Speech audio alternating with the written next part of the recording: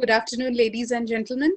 A very warm welcome to the first session of the ET Live panel series on building dynamic and sustainable digital enterprise. The topic for today's session is enabling the digital customer experience journey powered by Tata Communications. For many segments, the COVID-19 pandemic has significantly accelerated the change in the way organizations interact with their customers. There is now an absolute necessity to adopt digital-first customer engagement models and place digital transformation at the heart of organizational strategy to ensure alignment with future of customer and employee engagement and experience.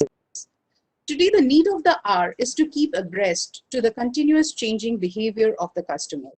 Pre-pandemic, if a customer's journey was 70% digital and 30% physical, it is safe to say that most consumers have moved to digital almost completely. Today, consumers want a flawless experience, which is being provided by many e-commerce companies. In this ET Unwired panel session, we will focus on the types of processes that are impacted.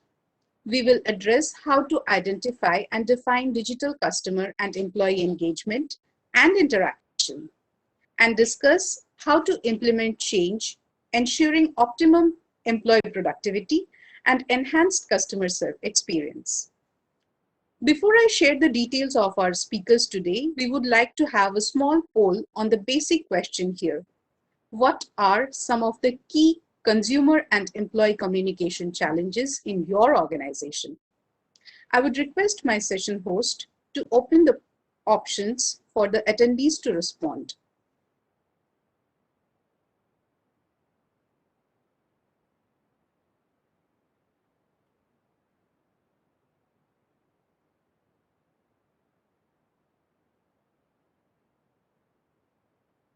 Make sure you register your response because your response is extremely crucial for us.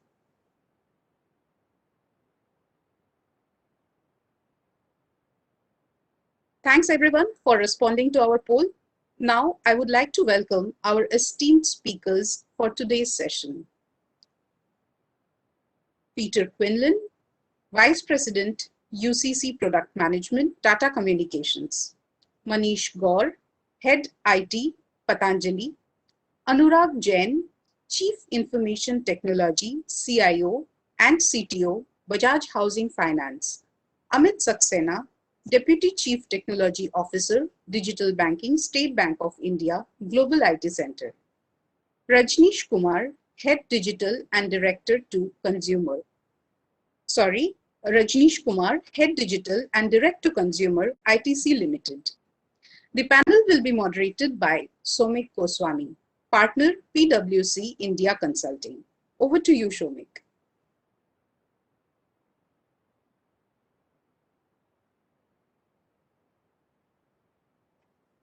Very good afternoon to everyone and welcome to this interesting session. Hope I'm audible to all, and before I start the session, hope everyone, you and your family are safe and healthy.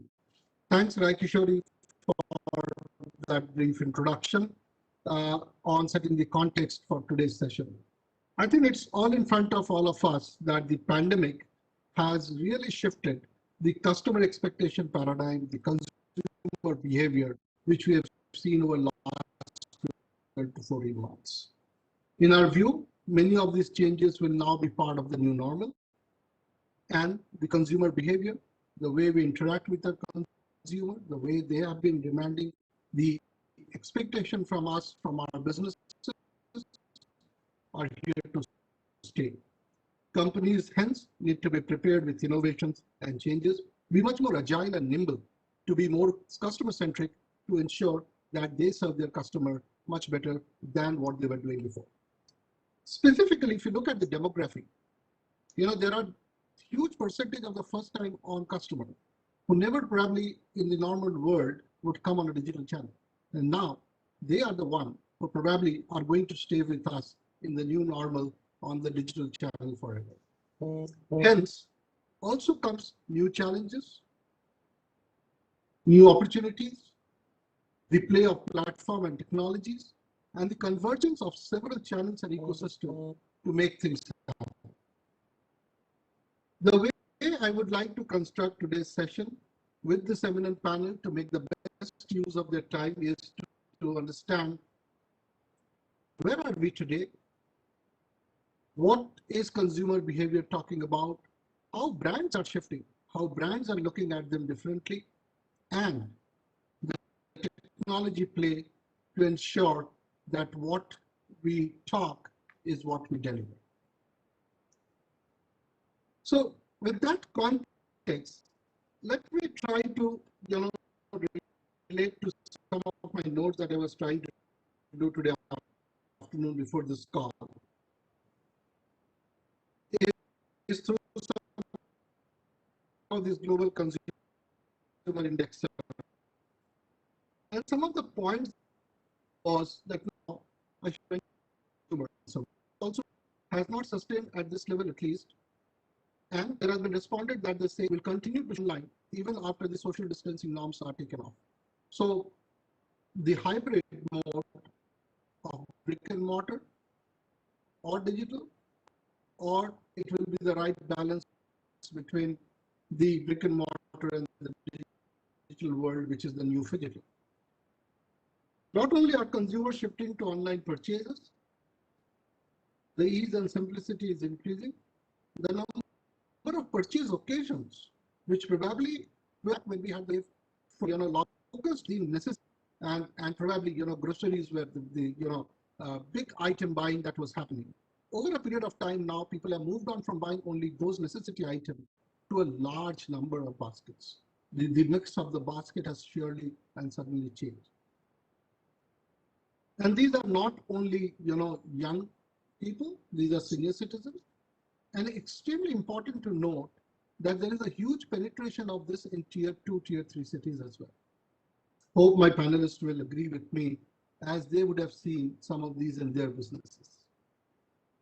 So with that, let me welcome the panel and maybe come to two big brands that we see in our life every day in the consumer business, which is ITC and Patanjali, to dwell upon some of these conversations that we are seeing. So may I request Rajneesh to reflect upon, does it resonate with him what I said over the last couple of minutes?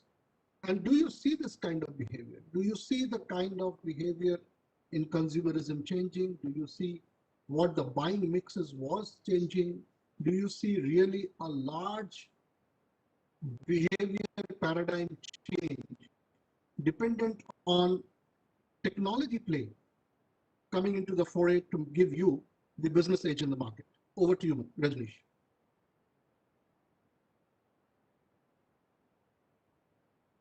As you Rajneesh, kind of from you. no, I am. Yeah, audible. Am I audible now? Yeah. Yes. So yes, thanks, Amik. So I was very intently hearing you and your thoughts. I think you're on the dot. Yes, there has been a huge change in the consumer behavior, and this is my favorite one. I have used it earlier in panels as well. So the change in terms of technology is not the CTO or the CEO, but it is actually Corona, which has brought the whole change, whether it is inside the organization or outside the organization. Consumers who were kind of a little shy of adopting digital, they have no choice because they can't go out to the shops and provision stores and the hypermarkets. So they are forced to kind of download an app and order grocery or whatever they want from that point of view. And even from organizations, let's say my own organization ITC, which has been a legacy organization. We are a 100-year-old company. So in terms of our role, we usually have never believed in working from home before the COVID hit, and then suddenly within weeks we had to all kind of restructure the whole IT ecosystem, and everybody is also the way of working. We are very used to huddling together, coming together, and brainstorming ideas and stuff like that.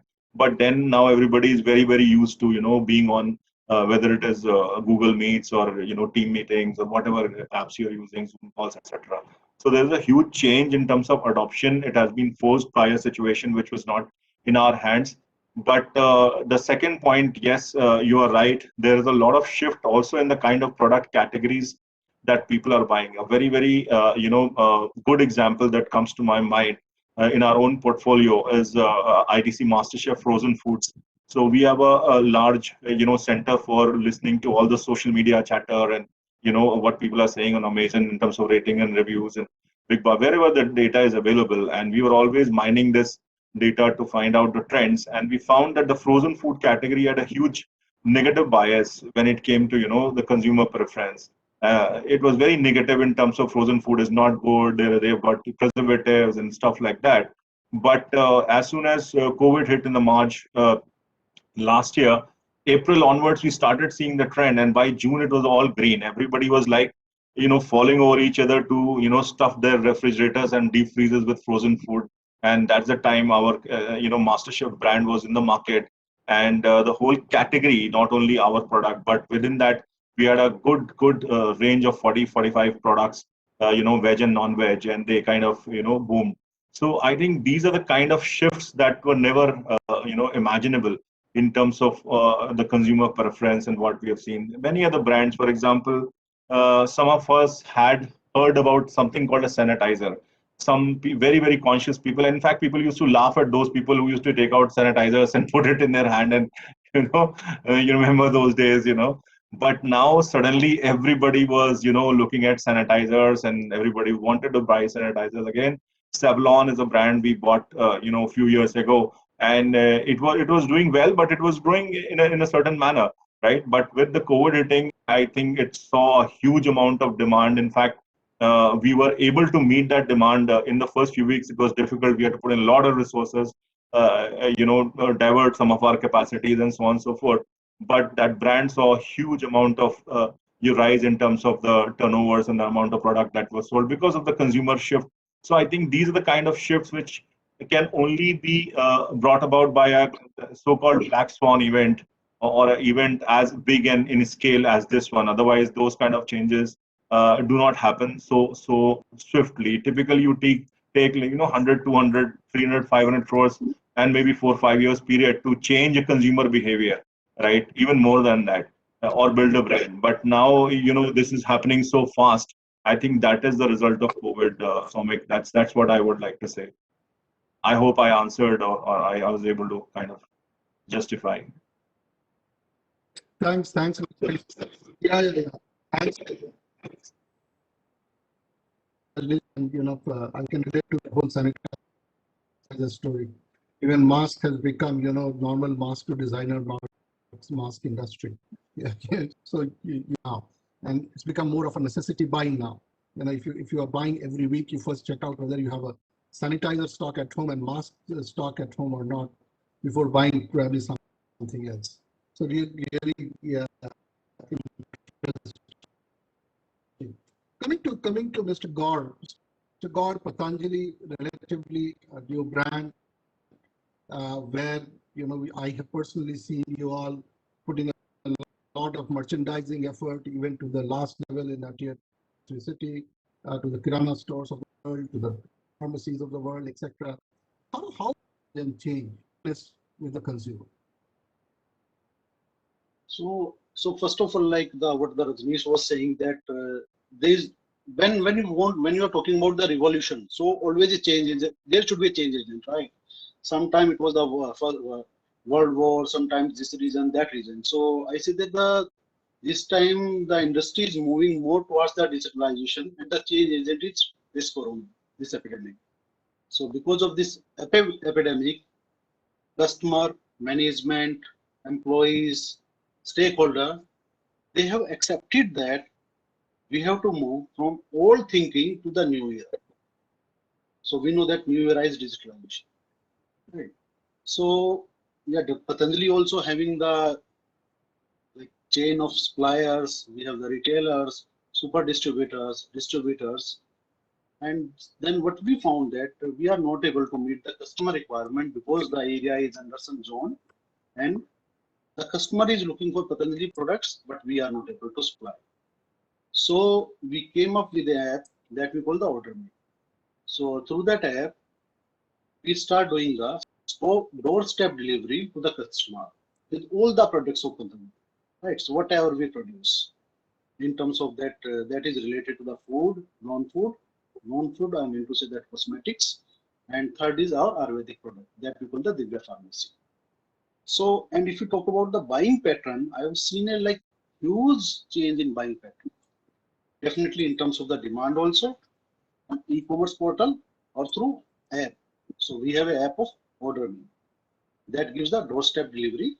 So, so like earlier, what I have seen that the customer used to buy single item, 2 items, 3 items, which is not easily available in the market, or he has to go far to get that item. But nowadays, I have seen that they start buying in a bucket, not only one item, which is carrying that in that market. Along with that, other goods also, like you can talk about a atta of 10 kg, 10 kg also. So I have not seen such kind of buying before. Like people are buying atta flour, or I mean to say that flour of 10 kg through any app. So they used to go to the near market and then buying that. So they have the choices also go for X or Y kind of brand. So this I have seen. So the pattern has been changed. Customer pattern has been changed. What they were buying, what they are buying through the app or through the digital media. Second thing is that yeah, definitely we have to give the good experience to the customer also. So yeah, definitely manufacturing is one part, one aspect of manufacturing, and another aspect is the supply chain management. So supply chain management, I mean to say that you are putting an order today. Are we able to deliver that order by tomorrow or day after tomorrow? Before this is the requirement of the customer, or before the customer thinks, yes, I will get my order in time. So for that, we had a tie-up with the very, very large companies also for the logistics domain. Okay. So definitely there is a huge drift in the customer demand, in the buying pattern, and the way the customer is buying. And definitely the way the companies also start selling. Right. So like earlier we used to have only like say what you were saying earlier, 80% of the buying was through the all these maybe the retailers through the big stores kind of that. But nowadays, because of the pandemic, I'll say that 30% buying is only through the old way, and 70% people they are buying through the e-commerce or through the apps. So definitely there is a huge drift, and I will say that definitely we have to maintain it also. And the customer will also try to maintain the same buying pattern if we are able to give him the same kind of experience after the Thanks. pandemic also. Thanks, Manish. Yeah, rightly said. I think one big thing that got challenged in most of the industry across sector was the supply chain. That while I have orders, how can I supply you in time? While I have requirements, how can I source it in time? Create the finished good and deliver. So absolutely agree. If I move the conversation to a very different sector, and I come to Anurag and Amit, banking, finance, insurance, essential service, but though you people were open, physically dropped drastically. There was a huge surge of requirement for insurance, but that also had to be sold digitally to people. So there was business models getting challenged. Bank, luckily, or the financial sector overall, luckily, I think we're a bit ahead of time in getting into the digital journey for a few years now and trying to create a lot of these assets. So my question to Anurag will be that looking at your sector, have you seen your digital assets evolve during this last 1 year, or there's long way to go? And also from a technology standpoint and consumer traffic and consumer service perspective, what will be those 2-3 focus areas to engage in this digital world? Though banks are open, but for limited hours, etc. Even if the banks are open for longer duration, the footfalls are very less. How would you still get the wallet of your business? Well, generally, these mortgage lending players, they have been taking more of a classical or traditional route when it comes to digital initiatives. So this industry largely runs on mutual face-to-face in-branch interactions, whether we talk about loan origination or customer acquisition or even for post-loan services. Whatever online offerings, they were more around information-based rather than transaction-based. And even those information shared on their customer portals very limited. A simple example to give here is that in order to get a repayment schedule or amortization letter, customer has to visit the branch. And a lot of customer service requests have to be raised once the person visits the branch, and rather than logging it online. So it was quite cumbersome from both sides. Customer wants to visit the branch to have a feel, and the banks or the financial institutions, especially in the mortgage field, they were more inclined in having a mutual interaction for various safeguards, which were more personal or rather perception based. Now, if we talk about Bajaj Finserv as a group, we have been a leading player when it comes to going digital. At Bajaj Housing Finance Limited, the focus is on maximizing digital outreach to our customer and to our staff, both. Example, for our prospects, a loan journey can be started online, where the customer can check eligibility and even can get a sanction letter. It can be obtained online. No need to visit the branch for this piece of work. For our sales staff, they can file a case online using mobile app without having to come to office. So this is so convenient, and it helped us a lot during this pandemic. The branches were closed, but the cases can be logged through the mobile app. And we use advanced technologies like OCR, AI, ML that can process the files, and that has significantly reduced the end-to-end time for loan disbursals, approvals, increase in efficiency, reduction in errors. So these things has helped us a lot during this period. Even our customers use a highly interactive web portal that is used for several self-services options, financial transactions, reports, tax certificates, everything. Usage of bots, WhatsApp, quick communication channels for everyone. Usage of SMS is now old. Latest one, everyone uses WhatsApp. So they can see their reports, their transactions, everything through this handy apps.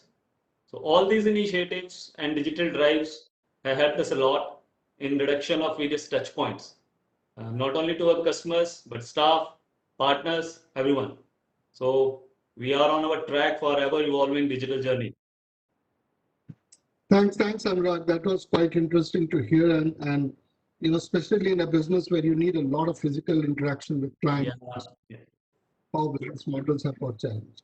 So coming to Amit, you know, who in the organization owns some of these now? Because as pandemic happened, the CIO, CMO, the CDO kind of were on forefront of making things happen, and everybody is now talking in business core versus growth. You know, while the core is there, what are the growth areas? How to leverage technology for growth? So who owns this, and you know, who is accountable to make things happen? That these assets that you develop, you know, the ROI around it, you know, how are you measuring the success of some of those? Some of these that has evolved in last 12 months.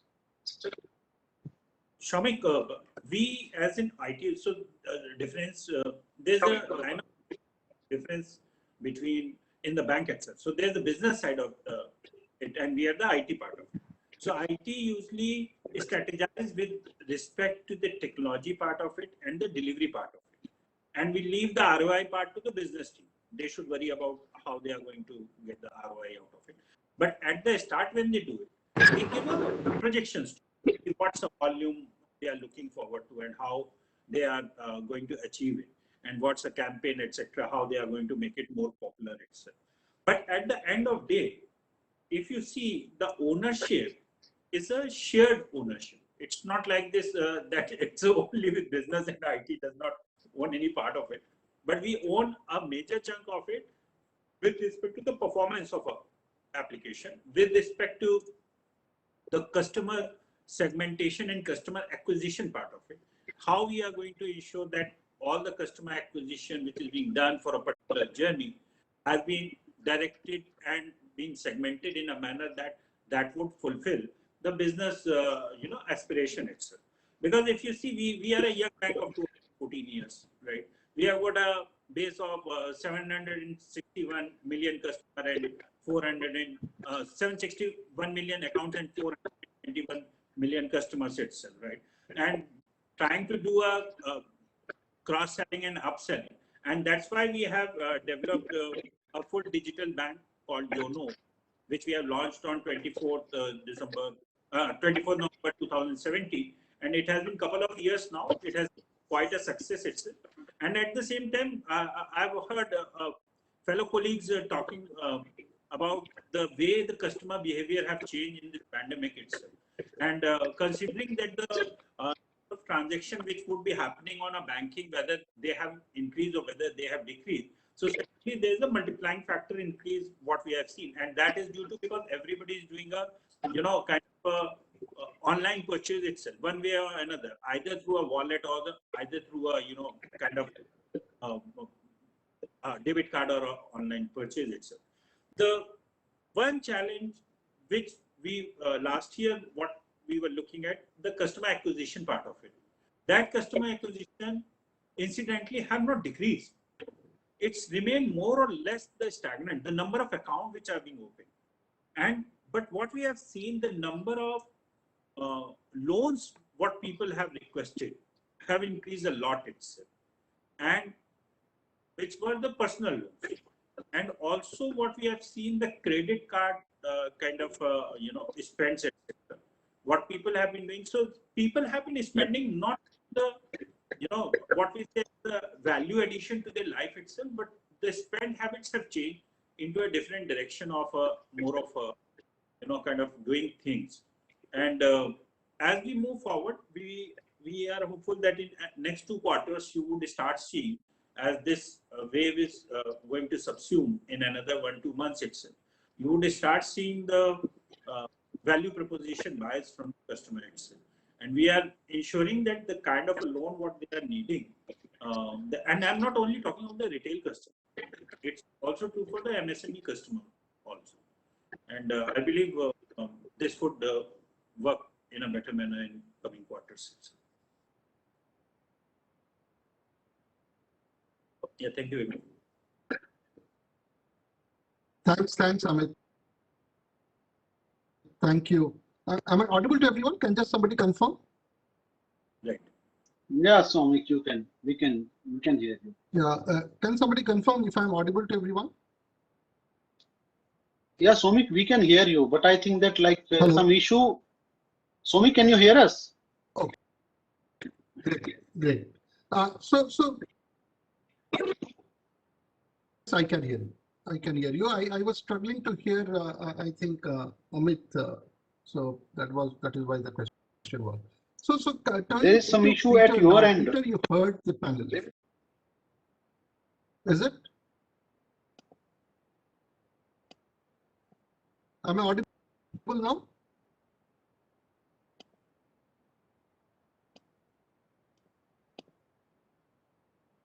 Am I audible now?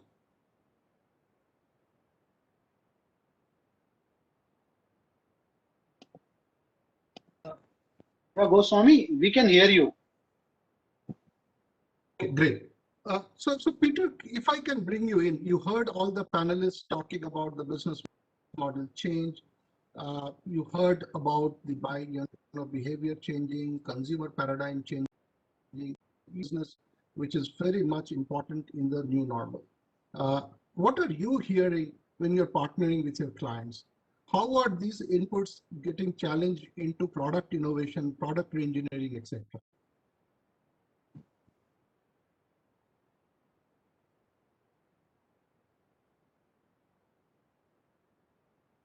Of experimentation and trial and business case building been compressed into 12 months of execution because people simply had to. And I think where a lot of our clients who we help to enable digital models have really discovered that as opposed to being a quote unquote digital channel or one way to do business, they've really come to appreciate that the whole digital customer experience is not just a channel or a reflection of the brand, but very often is the brand itself. And that becomes more true the more service oriented the service that you're providing is. I mean, of course, if there's a product that needs to be delivered, that's part of the experience and part of the brand experience, but the whole ordering, the delivery, any potential customer service or returns or billing issues, all of those sorts of things, that they're all being executed, as the other panelists have said, via a digital channel now, and that may be the primary, if not the only way your customer interacts with you. You know, showrooms are closed. How do you do demos? How do you speak to them? You know, the guy they had a relationship with may not be available, right? It's and this creates a lot of different challenges, but it creates huge opportunity as well for innovation and for trying new business models and for stitching together different elements of the customer experience which are possible in the digital world that could even yield a better customer experience than was possible previously. So you think about, how do you integrate CRM information and everything you know about your buying habits of the customer, not just buying habits, but their service history or even their browsing history on your website, if you're able to pick that up, and integrate that. Or, you know, if he's halfway done a transaction and he gets stuck, how can you pick that up seamlessly to help him immediately where he left off and stitch in all this, everything that you know about the customer and what he likes to do to give him a better experience? Or how could you integrate AI or speech recognition to make the authentication process simpler, so he no longer has to go through push button IVRs, but you can pick him up with some knowledge of what he's actually trying to do, and make intelligent guesses about where he wants to go and what his objectives are, so that it's a better customer experience. And I guess the last point I would make, that folks that we work with have really started to view, you know, if you think about, you know, ever since the sort of early 2000s and the world is flat, this whole idea of, you know, offshoring or, you know, BPOs, and that's been going on for 2 decades now. But it's been traditionally viewed as I mean, customer experience was part of it, but it was very much viewed as a cost center and something that was managed for cost reasons. What people have now come to realize is that, you know, not only has that been disrupted by moving agents to work from home models and enabling the agents in that process with a whole raft of digital tools, but it's also become not just a cost center, but a source of differentiation. So the better you're able to stitch these things together, the better the reflection on the brand and the better the customer experience and all the business metrics that you want to try to drive become. So what we're finding is organizations that, as we've heard, were not even technology companies, rapidly accelerating experimentation, trying new models, integrating new technologies, experimenting with AI, automation, chat bots, you know, and really transforming their business at a rate that's unprecedented.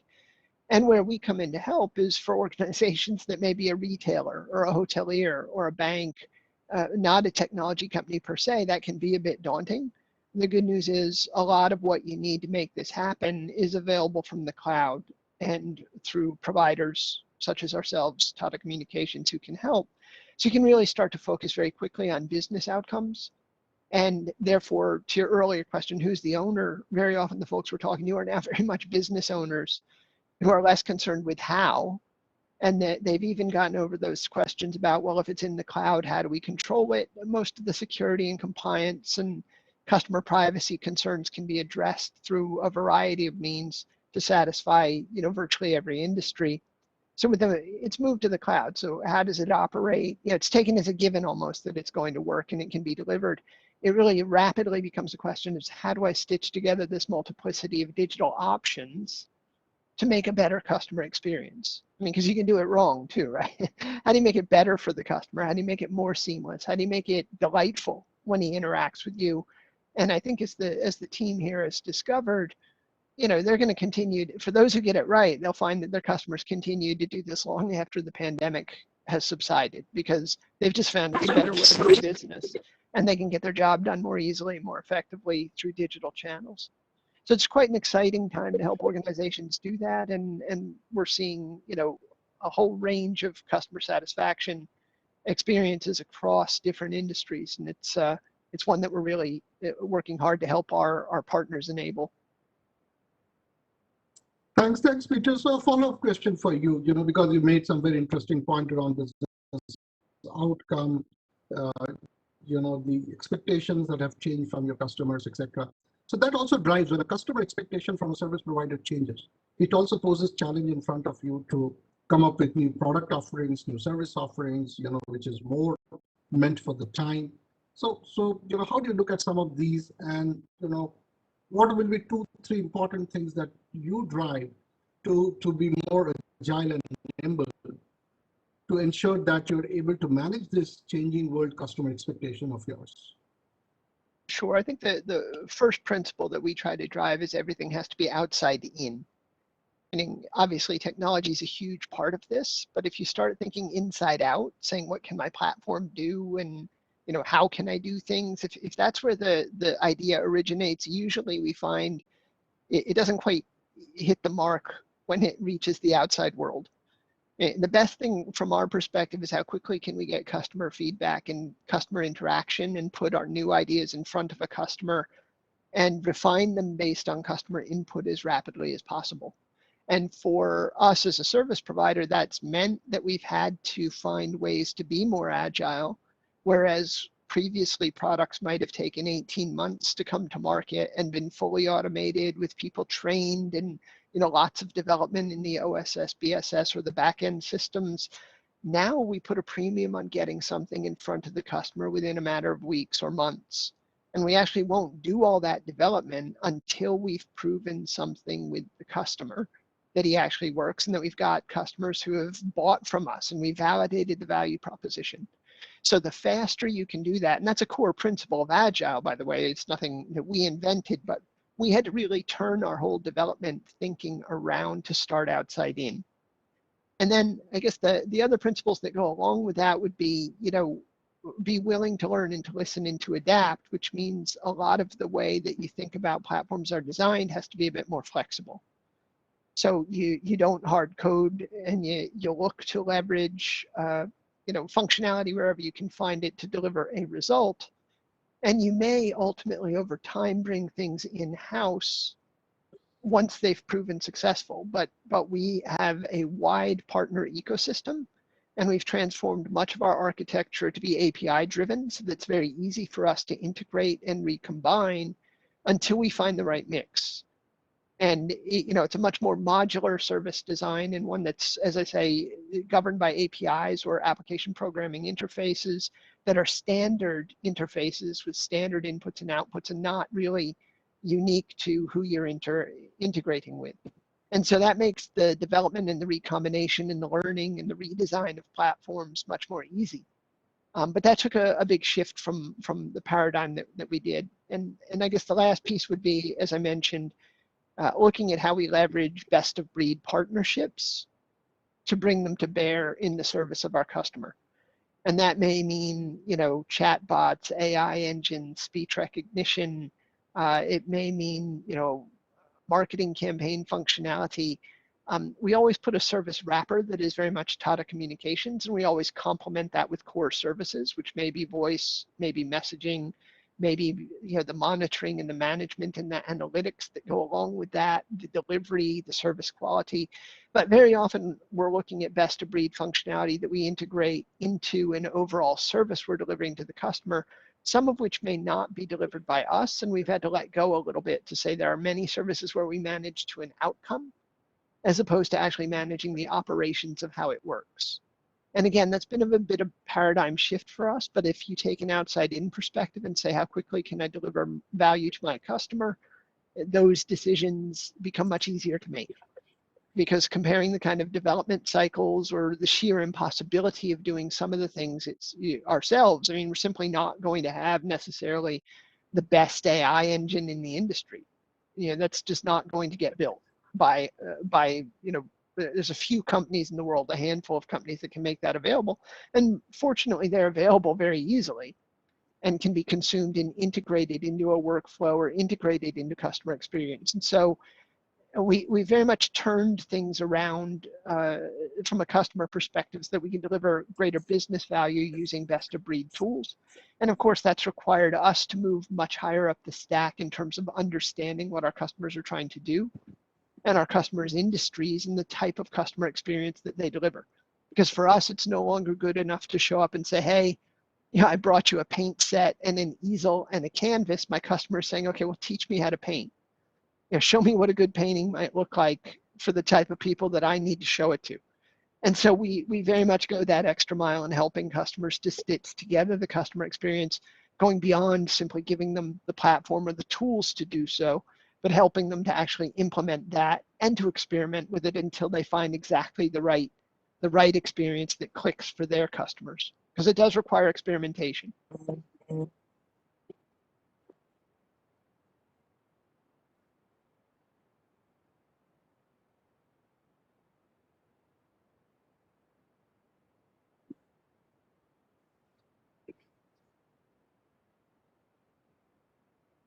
Thanks, Peter. Up and to do, and whenever they to take off, it has to be meant for a purpose, and that is where the ROI comes from. So thanks for summing it up. If possibly of time, I'll come back to Rajneesh to really give me 2 quick points, because you both have a business where supply chain has a big play, because it has a brand reflection of it. If you're unable to supply something in time, it reflects on the brand. If both of you can give a couple of points each on how are you leveraging a communication technology, a platform like network technologies, etc., to get over the serious challenges that we faced on supply chain during the last 12 months. Quick two points, maybe in paucity of time. Soumik, I hope I'm audible. So, yeah, I mean, supply chain, obviously, I see it as an extension of the brand, because whatever you promise to the customer ultimately comes from the supply chain and how it is enabled and how efficient you are in terms of managing, the peaks and, the troughs in demand. As we are seeing today, suddenly you find that the demand is very, very high of a certain product line or a certain group of products, and suddenly you find it is plummeting. So that kind of variation in demand is actually, kind of managed in a manner that you are able to get the upside of the demand, so to say. And whenever the efficiencies are to be kind of maintained at a certain level, you are able to do that as well, right? So I think in that sense, most of the factories that we have at ITC are all automated, and we use very little, or whatever is required, only that much manpower. A lot of automation is there, and a lot of new age technologies such as IoT are being kind of deployed there to understand the downtime of the machines and to make sure that they are running at optimal levels. And yeah, even the trucks, they are all tracked. In our own e-commerce business, which is our front end in terms of the direct to consumer, everything right from the orders which are received and tagging at the warehouse level of the different products and the orders, to the tracking of the last mile delivery, the delivery boy, so to say, who goes and delivers. So everything is mapped end to end at every point, and we have entire information of where the goods actually are. So whether it is raw material or whether it is the manufacturing aspect of it, I think not only our company, which is ITC, but a lot of companies are now leveraging technology, and they are also getting the benefit of new age technologies like IoT, artificial intelligence. What kind of data is coming? There's so much data being generated at every point that if you are able to channelize that data in the right manner, you can actually predict a lot of things in terms of whether the demand is going to peak in terms of the signals that you are getting, or whether a machine is going to need servicing at some point, right? So I think a lot of technology enabled solutions are in play, and this is going to continue as a trend as we go along. Thanks. Manish, would you like to add something to it?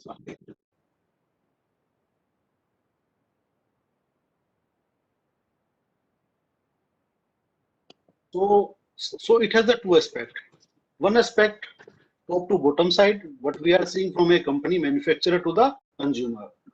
Another aspect is consumer to the customer. So definitely we have to give the satisfaction to the consumer also. And the most important thing, what is required over there is the communication. What you are communicating to the customer, why you are communicating to customer and when you are communicating to the customer, right?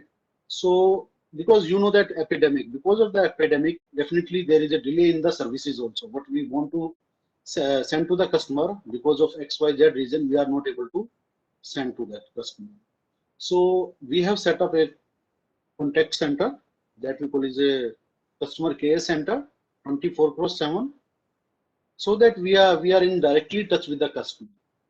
And definitely if he has any issue, he can directly contact to the call center guys, and definitely these call center guys help them out related to their deliveries. The most important thing, right? Communication. There should be good communication between the seller and a buyer. So we have used a different ways of the collaboration techniques over there for this thing. Second thing is that what Rajnish said, yeah, definitely deliveries, fast deliveries of the good. So we have also opted the different ways like GPS tracking. What is the fastest way to send the goods from our manufacturing unit or from our central warehouse? So for that, what we have done, so we were finding the difficulties sending the goods from one warehouse to the south side. So now we have deployed the 4 warehouses. So to cater the requirement of all the customers, from north side customers, east side customers, west side customers, and south side customers. And definitely we have one more also coming up in the central India. Right. So for the supply chain management, we have built the different warehouses also, so that we can meet the demand of the customer in time. Second thing, what I told about a collaboration platform also, boards, AI, and different other techniques we are using, so that we can update the customer about their buying. So this is what we have done, Sumit. Thanks, Manish. Some really good, absolutely practical examples. So really appreciate you giving those. Coming to Anurag. Anurag, from a technology standpoint, with respect to consumer traffic perspective, which is going to probably increase more and more as people get into, digital intimacy with business. What are the top 2-3 important elements you look at when you're trying to deploy any such application to serve customer in the longer run? See, the key principle behind any such thing should be the ease to navigate and ease to access a particular service on the channel.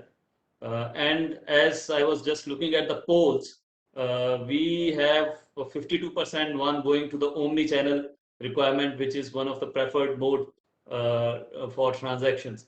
So customer should be able to assess what he's looking for. Either it is a mobile app, or it is a website, or is it a service through any kind of bots.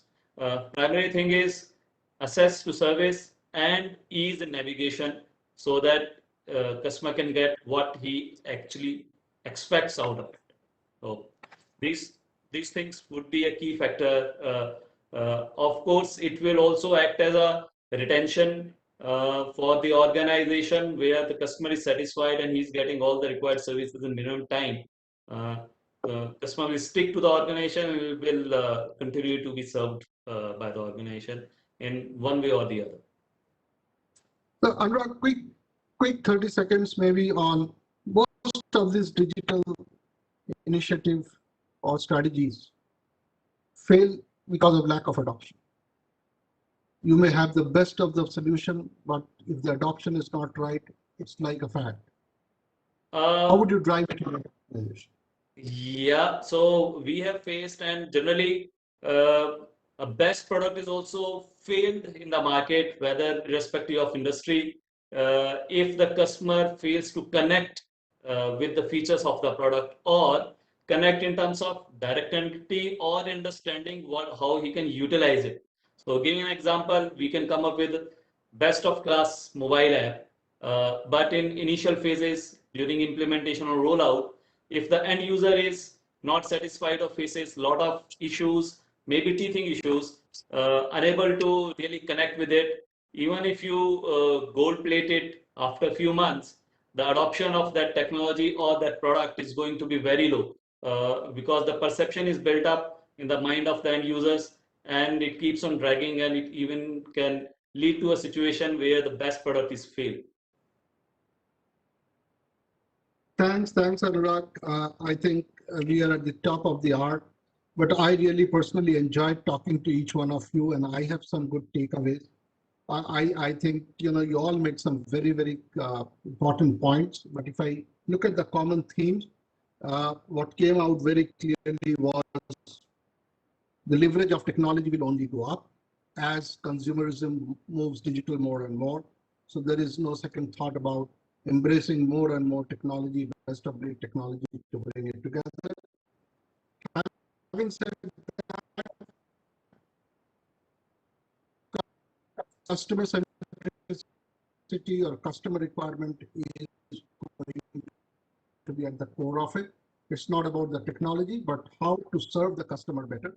That is what innovation, continuous vulnerability for any organization, whether you are a service provider or a product OEM, or even in your own business. Your business models need to be innovated, and that is what will lead you to embrace different technology. And this is going to be a journey because consumerism will also evolve in the new normal. One big thing that I've noticed in last 12 to 14 months, as I go down for my walk, at least, during the evening, is probably, the buying sizes has reduced, but the transactions have increased. I see everybody picking up 1 or 2 packs and walking back home. So probably the size of the wallet per transaction has gone down, but the number of transactions, because if you'll see the same person carrying back, packets twice or thrice a week, back home. So the number of transactions have increased. So the consumer traffic, is going to explode. And that is where comes, the network infrastructure, the communication and the collaboration tools, which will make things happen for all of us. With that, thanks for every participants to be patient with us. I know there was a bit of a lag, probably at my end on the bandwidth. Technology is also evolving, and there's certain things which are beyond our control at times. With that, may I hand it over to Rai Kishore. Thanks, Shomik. I would like to thank all the esteemed panelists for sharing their knowledge and experience with us. Also, would like to thank Mr. Shomik Goswami for effortlessly moderating the panel. I'm sure this session gave our participants some really enriching insights today. But before we end the session, I have one more poll question for the audience today. How important is business and customer communications in your organization's IT strategy? I would request my session host to open the poll with options for our audience.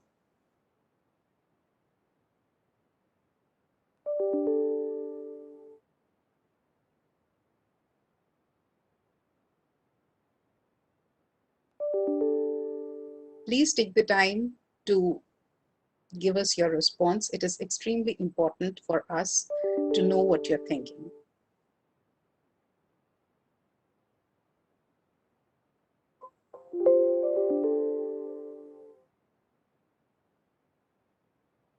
Thanks everyone for responding to the poll question.